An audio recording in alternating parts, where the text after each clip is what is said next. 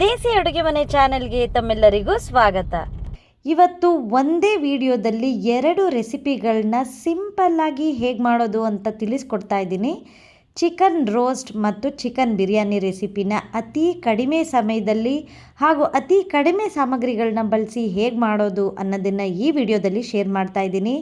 ವಿಡಿಯೋನ ಕಂಪ್ಲೀಟಾಗಿ ನೋಡಿ. ಹಾಗೆ ನನ್ನ ಈ ರೆಸಿಪಿಗಳು ನಿಮಗೆ ಇಷ್ಟ ಆದರೆ ಸಬ್ಸ್ಕ್ರೈಬ್ ಮಾಡೋದನ್ನು ಮರಿಬೇಡಿ.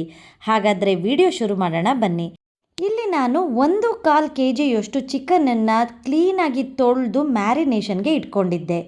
ಮ್ಯಾರಿನೇಷನ್ಗೆ ಏನೇನು ಹಾಕಿದ್ದೆ ಅಂತ ಈಗ ಹೇಳ್ತಾ ಹೋಗ್ತೀನಿ.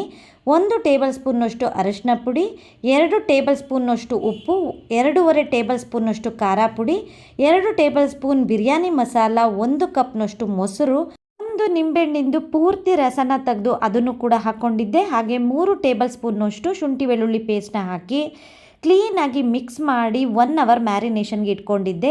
ಈಗ ಅದರಲ್ಲಿ ರೋಸ್ಟ್ ಮಾಡೋಕ್ಕೆ ಅಂತ ಕೆಲವೊಂದು ಪೀಸಸ್ನ ನಾನು ಇನ್ನೊಂದು ಪಾತ್ರೆಗೆ ಎತ್ತಿಟ್ಕೊತಾ ಇದ್ದೀನಿ.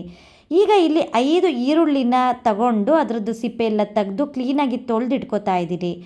ಬಿರಿಯಾನಿ ಮಾಡೋಕ್ಕಿಂತ ಮುಂಚೆ ನಾನಿಲ್ಲಿ 1.5 ಲೋಟದಷ್ಟು ಅಕ್ಕಿನ ಕ್ಲೀನಾಗಿ ತೊಳೆದು ಅದನ್ನು ಕೂಡ ನೆನೆಸಿ ಇಟ್ಕೊಂಡಿದ್ದೀನಿ. ಇಲ್ಲಿ ಅಕ್ಕಿ ನಾನು ರೆಗ್ಯುಲರ್ ಸೋನಾ ಮಸೂರಿ ಅಕ್ಕಿನೇ ನಾನು ಬಳಸಿದ್ದೀನಿ. ಈಗ ಎಲ್ಲ ಈರುಳ್ಳಿನೂ ಕಟ್ ಮಾಡಿ ಒಂದು ಪ್ಲೇಟ್ಗೆ ಎತ್ತಿಟ್ಕೊತಾ ಇದ್ದೀನಿ. ಮೊದಲು ಬಿರಿಯಾನಿ ಮಾಡ್ತಾ ಇರೋದ್ರಿಂದ ಕೆಲವೊಂದು ಮಸಾಲೆಗಳನ್ನ ಒಂದು ಪ್ಲೇಟ್ಗೆ ಹಾಕೋತಾ ಇದ್ದೀನಿ. ಲವಂಗ, ಚಕ್ಕೆ, ಮೆಣಸು, 1 ಅನಾನಸ್ ಹೂವು ಮತ್ತು ಸೋಂಪು ಕಾಳನ್ನು ಹಾಕ್ಕೊಂಡು ಮನೆಯಲ್ಲೇ ಬೆಳೆದಿದ್ದಂತಹ ಬಿರಿಯಾನಿ ಎಲೆನ ನಾನಿಲ್ಲಿ ಬಳಸ್ತಾ ಇದ್ದೀನಿ. ನಿಮ್ಮ ಹತ್ರ ಈ ರೀತಿ ಎಲೆ ಇಲ್ಲ ಅಂದರೆ ರೆಗ್ಯುಲರ್ ಆಗಿ ಅಂಗಡಿಲಿ ಸಿಗುವಂತಹ ಬಿರಿಯಾನಿ ಎಲೆನೂ ಕೂಡ ಬಳಸ್ಬೋದು. ಮೊದಲು ನಾನಿಲ್ಲಿ ಬಿರಿಯಾನಿನ ಮಾಡ್ಕೋತಾ ಇದ್ದೀನಿ. ಕುಕ್ಕರ್ಗೆ 4-5 ಟೇಬಲ್ ಸ್ಪೂನಷ್ಟು ಎಣ್ಣೆನ ಹಾಕಿ ಎಲ್ಲ ಮಸಾಲೆಗಳನ್ನು ಹಾಕ್ಕೊಂಡು ಹಾಗೆ ಏಲಕ್ಕಿನ ಮರ್ತಿದ್ದೆ ಅದನ್ನು ಕೂಡ ಹಾಕಿ ಸ್ವಲ್ಪ ಹೊತ್ತು ಫ್ರೈ ಮಾಡಿ 4 ಈರುಳ್ಳಿನ ಇದಕ್ಕೆ ಹಾಕೋತಾ ಇದ್ದೀನಿ. 1 ಈರುಳ್ಳಿ ಭಾಗನ ನಾನು ಹಾಗೆ ಇಟ್ಕೋತಾ ಇದ್ದೀನಿ. ಇದನ್ನು ಕ್ಲೀನಾಗಿ ನೀವು ಫ್ರೈ ಮಾಡ್ಕೋಬೇಕಾಗತ್ತೆ. ಈರುಳ್ಳಿ ಸ್ವಲ್ಪ ಕೆಂಪಗಾಗೋವರೆಗೆ ಚೆನ್ನಾಗಿ ಫ್ರೈ ಮಾಡ್ಕೊಳ್ಳಿ. ಈಗ ಅದಕ್ಕೆ ಹಾಗೆ 4-5 ಹಸಿಮೆಣಸಿನ್ಕಾಯಿನೂ ಕೂಡ ಹಾಕ್ಕೊಂಡು ಚೆನ್ನಾಗಿ ಫ್ರೈ ಮಾಡ್ಕೋತಾ ಇದ್ದೀನಿ. ನೀವು ಮೊದಲೇ ಈ ರೀತಿ ಎಲ್ಲ ಸಾಮಾನುಗಳನ್ನು ರೆಡಿ ಮಾಡಿ ಇಟ್ಕೊಂಡ್ಬಿಟ್ರೆ ಅಡುಗೆನ ಮಾಡೋದು ತುಂಬಾ ಸುಲಭ. ಈರುಳ್ಳಿ ಚೆನ್ನಾಗಿ ಸಾಫ್ಟ್ ಆಗಿದ ನಂತರ ಹಾಗೆ ಕಲರ್ ಕೂಡ ಚೇಂಜ್ ಆಗಿದ ನಂತರ 2 ಟೇಬಲ್ ಸ್ಪೂನ್ನಷ್ಟು ಶುಂಠಿ ಬೆಳ್ಳುಳ್ಳಿ ಪೇಸ್ಟ್ನ ಹಾಕ್ಕೊಂಡು ಕ್ಲೀನಾಗಿ ಫ್ರೈ ಮಾಡ್ಕೊತಾ ಇದ್ದೀನಿ. ಹಸಿ ವಾಸನೆ ಹೋಗಬೇಕು ಶುಂಠಿ ಬೆಳ್ಳುಳ್ಳಿ ಪೇಸ್ಟು, ಅಲ್ಲಿವರೆಗೆ ಚೆನ್ನಾಗಿ ಫ್ರೈ ಮಾಡ್ಕೊಳ್ಳಿ.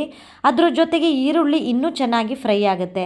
ಈರುಳ್ಳಿ ಚೆನ್ನಾಗಿ ಸಾಫ್ಟ್ ಆಗಿದ ನಂತರ 2 ದೊಡ್ಡ ಟೊಮೊಟೊನ ಕಟ್ ಮಾಡಿ ಅದನ್ನು ಕೂಡ ಹಾಕೋತಾ ಇದ್ದೀನಿ.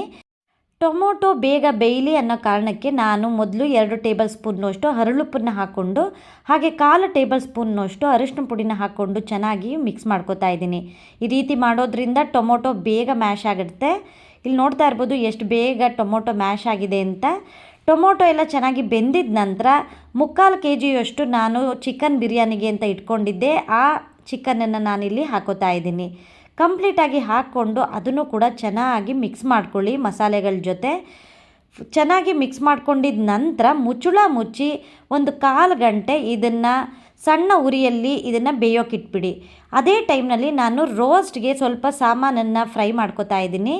2 ಟೇಬಲ್ ಸ್ಪೂನ್ನಷ್ಟು ಕೊತ್ತಂಬರಿ ಬೀಜ, ಅರ್ಧ ಟೇಬಲ್ ಸ್ಪೂನ್ ಸೋಂಪು ಕಾಳು, 1 ಟೇಬಲ್ ಸ್ಪೂನ್ನಷ್ಟು ಕಾಳು ಮೆಣಸು ಹಾಗೆ ಸ್ವಲ್ಪ ಕರಿಬೇವನ್ನ ಹಾಕ್ಕೊಂಡು ಕ್ಲೀನಾಗಿ ಫ್ರೈ ಮಾಡ್ಕೊತಾ ಇದ್ದೀನಿ. ಎಲ್ಲ ಸ್ವಲ್ಪ ಕೆಂಪಗಾಗಬೇಕು ಅಲ್ಲಿವರೆಗೆ ಫ್ರೈ ಮಾಡ್ಕೊಳ್ಳಿ, ಸೀಸ್ಕೋಬೇಡಿ. ಲೋ ಫ್ಲೇಮ್ನಲ್ಲಿ ಇಟ್ಕೊಂಡು ಎಲ್ಲದನ್ನು ಫ್ರೈ ಮಾಡಿ ಅದನ್ನು ಕಂಪ್ಲೀಟಾಗಿ ತಣ್ಣಗಾಗಕ್ಕೆ ಬಿಟ್ಬಿಡೋಣ. ಈಗ ಅನ್ನನ ಮಾಡ್ಕೊಳ್ಳೋಕ್ಕೋಸ್ಕರ ಒಂದು ಪಾತ್ರೆಗೆ ನೀರನ್ನು ಹಾಕ್ಕೊಂಡು ಅದಕ್ಕೆ ಚಕ್ಕೆ ಮತ್ತು ಏಲಕ್ಕಿನ ಹಾಕ್ಕೊಂಡು ನೀರು ಕುದಿಯೋಕ್ಕೆ ಬಂದಾಗ ನೆನೆಸಿಟ್ಕೊಂಡಿದ್ದಂತಹ ಅಕ್ಕಿನ ನಾನಿಲ್ಲಿ ಬೇಯೋಕೆ ಇಟ್ಕೋತಾ ಇದ್ದೀನಿ. 90 ಭಾಗದಷ್ಟು ಅನ್ನ ಬೇಯಬೇಕು ಅಷ್ಟೇ, ಕಂಪ್ಲೀಟಾಗಿ ಬೇಯಿಸೋಕೆ ಹೋಗಬೇಡಿ. ಇದನ್ನು ಲೋ ಫ್ಲೇಮ್ನಲ್ಲಿ ಬೇಯೋಕೆ ಇಟ್ಬಿಟ್ಟು ಚಿಕನನ್ನು ಬೇಯೋಕೆ ಇಟ್ಟಿದ್ನಲ್ಲ ಅದನ್ನು ಈಗ ನೋಡ್ತಾ ಇದ್ದೀನಿ. ನೋಡಿ ಚಿಕನ್ ಕೂಡ 1/4 ಭಾಗದಷ್ಟು ಚೆನ್ನಾಗಿ ಬೇಯ್ತಾ ಇದೆ.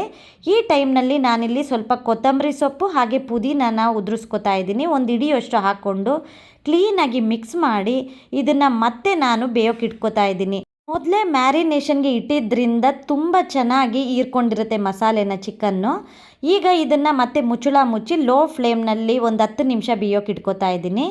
ಈಗ ಚಿಕನ್ ರೋಸ್ಟ್ಗೆ ನಾನು ಕೆಲವು ಸಾಮಾನನ್ನ ಫ್ರೈ ಮಾಡಿ ಇಟ್ಕೊಂಡಿದ್ನಲ್ಲ, ಅದನ್ನು ಕುಟಾಣಿಗೆ ಹಾಕ್ಬಿಟ್ಟು ಚೆನ್ನಾಗಿ ತರ್ತರಿಯಾಗಿ ಕುಟ್ಕೋತಾ ಇದ್ದೀನಿ. ನೀವು ಈ ರೀತಿ ಬೇಡ ಅಂದರೆ ಮಿಕ್ಸಿ ಜಾರಲ್ಲಿ ಹಾಕ್ಕೊಂಡು ಅದನ್ನು ಕೂಡ ಸ್ವಲ್ಪ ತರ್ತರಿಯಾಗಿ ರುಬ್ಕೊಳ್ಳಿ. ಕಂಪ್ಲೀಟ್ ಗ್ರೈಂಡ್ ಮಾಡೋಕ್ಕೆ ಹೋಗಬೇಡಿ, ಫೈನ್ ಪೌಡ್ರ್ ಮಾಡೋ ಅವಶ್ಯಕತೆ ಇಲ್ಲ. ಈಗ ಅದನ್ನು ಸೈಡಿಗೆ ಇಟ್ಬಿಡಿ. ಈಗ ಚಿಕನ್ ನೋಡಿ ಒಂದು 10 ನಿಮಿಷ ಆಗಿದೆ, ಚೆನ್ನಾಗಿ ಬೆಂದಿದೆ ಚಿಕನ್ ಕಂಪ್ಲೀಟಾಗಿ. ಅನ್ನ ಕೂಡ ಬೆಂದಿದೆ ಒಂದು 90 ಭಾಗ. ಈಗ ನೀರನ್ನೆಲ್ಲ ಕಂಪ್ಲೀಟಾಗಿ ಸೋರಿಸ್ಬಿಟ್ಟು ರೈಸ್ನ ಚಿಕನ್ ಮೇಲೆ ಹಾಗೆ ಹಾಕೋತಾ ಇದ್ದೀನಿ. ಎರಡೂ ರೆಸಿಪಿಗಳನ್ನ ಒಟ್ಟಿಗೆ ತೋರಿಸ್ತಾ ಇರೋದ್ರಿಂದ ನಿಮಗೆ ಕನ್ಫ್ಯೂಸ್ ಆಗ್ತಾ ಇಲ್ಲ ಅಂತ ಅನ್ಕೋತೀನಿ. ಈಗ ರೈಸ್ನೆಲ್ಲ ಹಾಕ್ಕೊಂಡು ಮೇಲೆ ಹಾಗೆ ಸರುಕೋತಾ ಇದ್ದೀನಿ. ಅಂದರೆ ನೀವು ಕ್ಲೀನಾಗಿ ಮಿಕ್ಸ್ ಮಾಡಬಾರ್ದು. ಮೇಲೆ ರೈಸ್ನ ಹಾಗೆ ಒಂದೇ ಸಮನೆ ಸರುಕೊಂಡು ಅದ್ರ ಮೇಲೆ ಸ್ವಲ್ಪ ಕೊತ್ತಂಬರಿ ಸೊಪ್ಪು ಹಾಗೆ ಪುದೀನನ ಹಾಕೋತಾ ಇದ್ದೀನಿ. ಒಂದು ಸಾರಿ ಚಿಕನನ್ನು ಮ್ಯಾರಿನೇಷನ್ಗೆ ಇಟ್ಬಿಟ್ರೆ ಮಸಾಲೆ ಎಲ್ಲ ಮಾಡ್ಕೊಳ್ಳೋದು ತುಂಬಾ ಸುಲಭ. ಬಿಗಿನರ್ಸ್ ರೆಸಿಪಿ ಅಂತಲೇ ಹೇಳ್ಬೋದು ಇದನ್ನು. ಈಗ ಮೇಲೆ 1 ಟೇಬಲ್ ಸ್ಪೂನ್ನಷ್ಟು ಬಿರಿಯಾನಿ ಮಸಾಲನ ಹಾಕೋತಾ ಇದ್ದೀನಿ. ಹಾಗೆ 2 ಟೇಬಲ್ ಸ್ಪೂನ್ನಷ್ಟು ತುಪ್ಪನ ಹಾಕೋತಾ ಇದ್ದೀನಿ.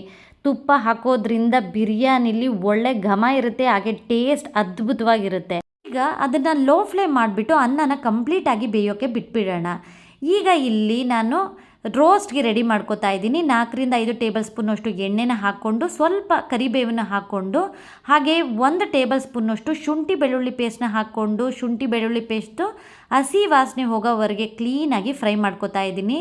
ಈಗ ರೋಸ್ಟ್ಗೆ ತೆಗೆದಿಟ್ಕೊಂಡಿದ್ದಂತಹ ಮ್ಯಾರಿನೇಟ್ ಆಗಿದ್ದಂತಹ ಚಿಕನನ್ನು ನಾನಿಲ್ಲಿ ಹಾಕ್ಕೊಂಡು ಕ್ಲೀನಾಗಿ ಫ್ರೈ ಮಾಡ್ಕೋತಾ ಇದ್ದೀನಿ.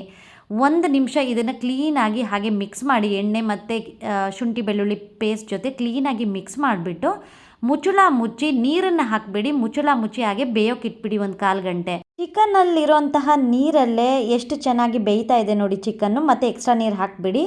ಈಗ ಇದಕ್ಕೆ 1 ಟೇಬಲ್ ಸ್ಪೂನ್ನಷ್ಟು ಚಿಲ್ಲಿ ಫ್ಲೇಕ್ಸ್, 1 ಟೇಬಲ್ ಸ್ಪೂನ್ನಷ್ಟು ಉಪ್ಪು ಹಾಗೆ 2ರಿಂದ 3 ಹಸಿಮೆಣಸಿನ್ಕಾಯಿನ ಹಾಕ್ಕೊಂಡು ಚೆನ್ನಾಗಿ ಮಿಕ್ಸ್ ಮಾಡ್ಕೋತಾ ಇದ್ದೀನಿ. ಕ್ಲೀನಾಗಿ ಮಿಕ್ಸ್ ಮಾಡ್ಕೊಂಡಿದ್ದ ನಂತರ ಪೌಡ್ರ್ ಮಾಡಿ ಇಟ್ಕೊಂಡಿದ್ನಲ್ಲ ಅದನ್ನು 3 ಟೇಬಲ್ ಸ್ಪೂನ್ನಷ್ಟು ಇಲ್ಲಿ ಹಾಕೋತಾ ಇದ್ದೀನಿ. ಇದೇ ಇದರದ್ದು ಮೇಯ್ನ್ ಇಂಗ್ರೀಡಿಯೆಂಟು, ತುಂಬ ಟೇಸ್ಟಿಯಾಗಿರುತ್ತೆ ಇದನ್ನು ಹಾಕ್ಕೊಂಡ್ರೆ. ಹಾಗೆ ಅರ್ಧ ಟೇಬಲ್ ಸ್ಪೂನ್ನಷ್ಟು ಗರಂ ಮಸಾಲನ ಹಾಕ್ಕೊಂಡು 1 ಈರುಳ್ಳಿನ ನಾನು ಎತ್ತಿಟ್ಕೊಂಡಿದ್ನಲ್ಲ ಅದನ್ನು ಕೂಡ ಹಾಕ್ಕೊಂಡು ಕ್ಲೀನಾಗಿ ಮಿಕ್ಸ್ ಮಾಡ್ಕೋತಾ ಇದ್ದೀನಿ. ಎಲ್ಲದನ್ನು ಚೆನ್ನಾಗಿ ಮಿಕ್ಸ್ ಮಾಡಿಬಿಟ್ಟು ಮುಚ್ಚಳ ಮುಚ್ಚಿ ಇದನ್ನು 1/4 ಗಂಟೆ ಅದೇ ನೀರಲ್ಲಿ ಸಾಕಾಗುತ್ತೆ. ಎಕ್ಸ್ಟ್ರಾ ನೀರು ಹಾಕಕ್ಕೆ ಹೋಗಬೇಡಿ, ಚಿಕನ್ ನೀರೇ ಸಾಕಾಗುತ್ತೆ. ಅದನ್ನು ಬೇಯೋಕೆ ಇಟ್ಬಿಡೋಣ. ರೈಸ್ನ ಹಾಕಿಬಿಟ್ಟು ಬಿರಿಯಾನಿ ಆಗೋಕ್ಕೆ ಇಟ್ಟಿದ್ನಲ್ಲ, ಅಲ್ಲಿ ರೈಸ್ ನೋಡಿ ಎಷ್ಟು ಚೆನ್ನಾಗಿ ಬೆಂದಿದೆ ಅಂತ. ಇಲ್ಲಿಗೆ ಬಿರಿಯಾನಿ ಕಂಪ್ಲೀಟಾಗಿ ಆಗಿದೆ. ಚಿಕನ್ ಕೂಡ ಆಗಲಿ ಚೆನ್ನಾಗಿ ಬೆಂದಿತ್ತು, ತೋರಿಸಿದ್ನಲ್ಲ. ಈಗ ಸ್ಟವ್ನ ಆಫ್ ಮಾಡಿಬಿಟ್ಟು ನಿಧಾನಕ್ಕೆ ಮಿಕ್ಸ್ ಮಾಡ್ಕೋತಾ ಹೋಗಿ. ರೈಸ್ನ ಬ್ರೇಕ್ ಮಾಡಿಬಿಡಿ, ನಿಧಾನಕ್ಕೆ ಮಿಕ್ಸ್ ಮಾಡ್ಕೊಳ್ಳಿ. ನೋಡಿ ಎಷ್ಟು ಉದುರುದ್ರಾಗಿ ಬಂದಿದೆ ಅಂತ.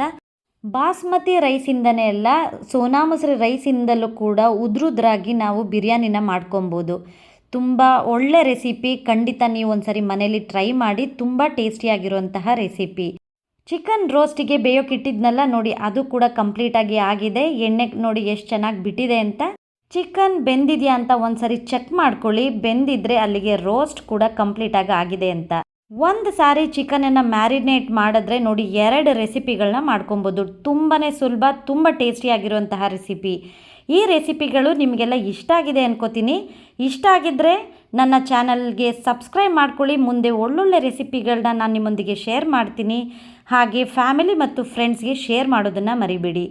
ಮುಂದಿನ ರೆಸಿಪಿಯಲ್ಲಿ ನಿಮ್ಮನ್ನು ಭೇಟಿ ಆಗ್ತೀನಿ. ಅಲ್ಲಿವರೆಗೂ thank you for watching my video. Take care, bye.